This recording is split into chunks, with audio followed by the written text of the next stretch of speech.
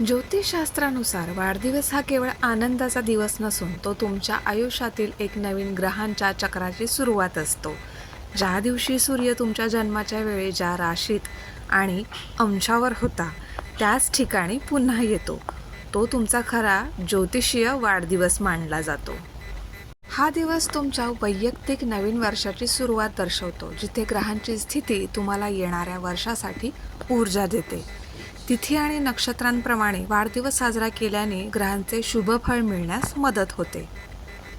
दिवसाची सुरुवात आपल्या कुलदेवतेचे दर्शन घेऊन आणि त्यांचा अभिषेक करून किंवा पूजा करून करावी, ज्यामुळे आध्यात्मिक संरक्षण मिळते.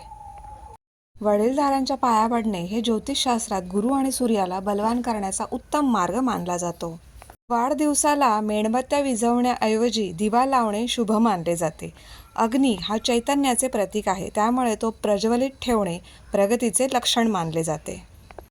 तुमच्या कुंडलीतील ग्रहांच्या स्थितीनुसार गरजू लोकांना अन्न किंवा वस्तू दान केल्याने तुमच्या आयुष्यातील अडथळे दूर होतात. कुटुंबातील सुवासिनींनी तुमचे औक्षण करावे, जेणेकरून तुमचे आयुष्य वृद्धिंगत होईल. तर अशा प्रकारे तुम्ही तुमचा वाढदिवस दरवर्षी साजरा करा. व्हिडिओ आवडल्यास लाईक करा. रोहन्स ॲस्ट्रोला फॉलो करायला विसरू नका. धन्यवाद.